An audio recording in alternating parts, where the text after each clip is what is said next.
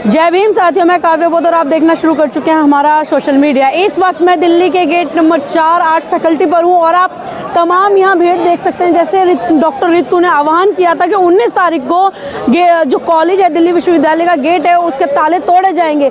आप यहां तमाम भीड़ को देख सकते हैं, जिस तरीके से भीम आर्मी, मंजीत नोटियाल और साथ में बता दूं सतपाल तंवर जी, सभी लोग यहाँ पर आए हैं और पूरा सपोर्ट किया जा रहा है। और तमाम जो आज जनता आई है यहाँ पर, भीम आर्मी जो है, जितने भी लोग हैं, तमाम लोग दूर दूर से आए हैं, जैसे जयपुर, राजस्थान, और मैं आपको बता दूं यूपी से, बरेली से, बहुत जगहों से लोग यहाँ पर आए हैं। बहुत भीड़ तादाद में है। बाकी मैं अपनी इस वीडियो में आपको सबकी जो राय है इस धरने को लेकर के, और वो जो इस धरने में बोला गया है कि आज जो प्रोफेसर रितु है उनको न्याय दिलाने की बात की गई है, तो उन्हें किस प्रकार न्याय दिलाएंगे, इस वीडियो में आप बने रहें और देखते रहें।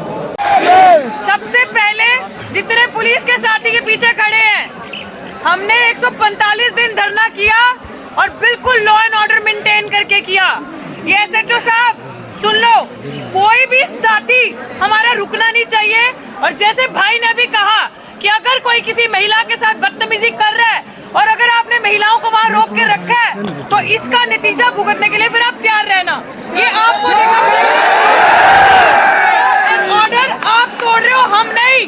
ये चीज मैं बार बार बता दूं। दूसरा साथियों, बड़ी इंपॉर्टेंट बात, जैसे प्राचार्य साहब ने कहा, हम लोग संविधान को मानने वाले हैं, संविधान की हिफाजत करने वाले हैं, हम लोग कानून को कभी हाथ में नहीं लेंगे, ना तोड़ेंगे।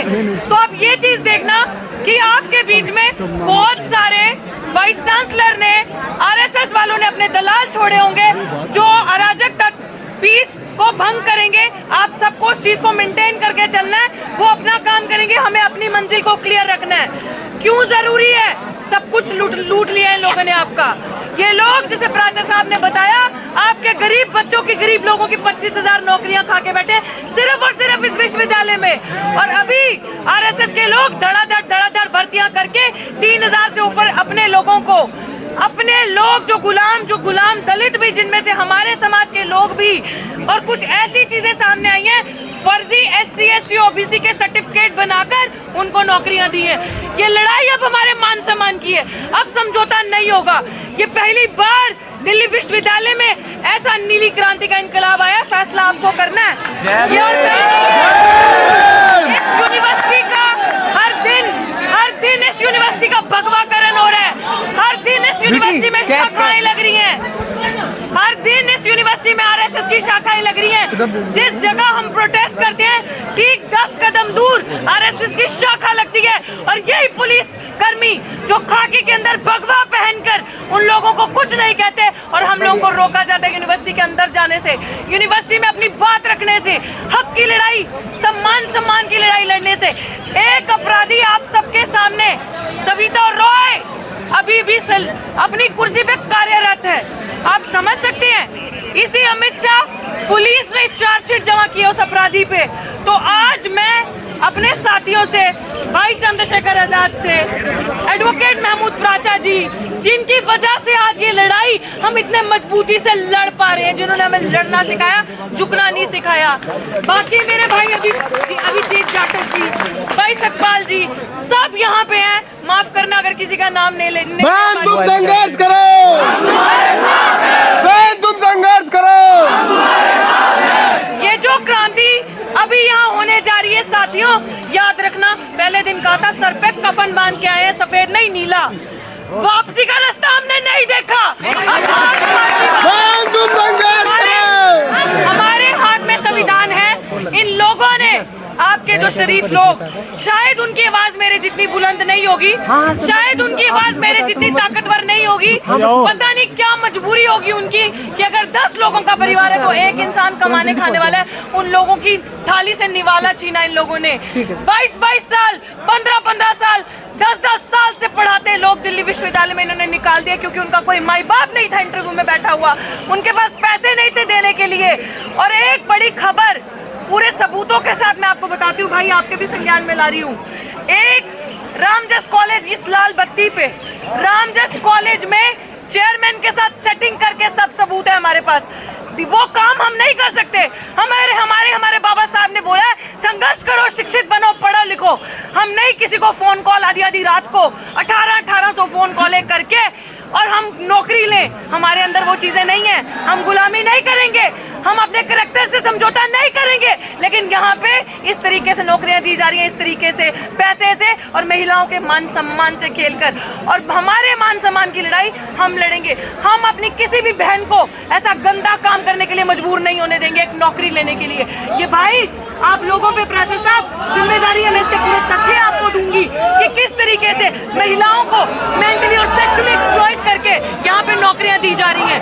तो मैं चाहती हूँ धरना स्थल पर धारा 144 आपने भी देखी, आप लीगल वहाँ थे, परसों भी वहाँ थे आप। अब क्या मतलब है, वहाँ तंबू नहीं, टेंट नहीं, कुछ नहीं, तो खत्म है। देखिए बहुत सारे लोग जो हैं वो मीडिया के अंदर चॉकलेटी बॉय मीडिया को चाहिए ऐसे लोगों को, मगर कुछ वो ठोस नहीं कर पाते हैं समाज में। ये लड़ाई विचारधारा की लड़ाई है, ये विचारों से बात होनी चाहिए। अगर विचारों की बात नहीं हो पा रही है तो फिर ये काम जो हमारा आंदोलन है वो आगे नहीं पहुँच पाएगा। दुश्मन तो चाहते हैं कि भीड़ हो जाए, भीड़ आंदोलित हो जाए और कुछ ना कुछ गड़बड़ करे। पुलिस तैयार है लाठी लेकर। आपने देखा रविदास आंदोलन इतना शांतिपूर्वक चल रहा था, मगर कुछ लोगों ने उसको आंदोलित करा, उसको उग्र बनाया और 96 लोगों को जेल में पहुंचाने का काम किया। हमारी लीगल सील ने आज कितने जाएंगे जेल? आज कोई नहीं जाएगा, तो समझदार है।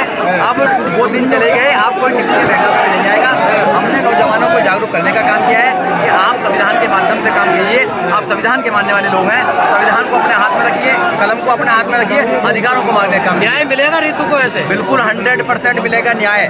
न्याय मिलेगा, आज नहीं तो कल न्याय मिलेगा 100%। और जो डॉक्टर सविता राय है वो जेल जाएगी, उसकी चार्जशीट कोर्ट में पड़ी हुई है अभी। अरे सर 4 साल से तो आपसे जेल में गई ना, आज भेजोगे जेल? देखिए सरकार 4 साल हो गए इस पूरे मामले को, आपको बताओ। सरकारें उन लोगों की है, सरकारें उन लोगों की हैं, आपको समझिए। सरकारें उनका है, न्यायालय उनकी है, व्यवस्था उनकी है, पुलिस उनकी है, सब कुछ उनका है। संविधान तो आपका है। फिर भी हम लोग न्याय लेने के लिए सड़कों पर हैं, सारा कुछ है। ये समय समय पर बदलाव होता रहता है। उनको भी उमान था, जो लोग अपने आप को भगवान का भैया समझते थे।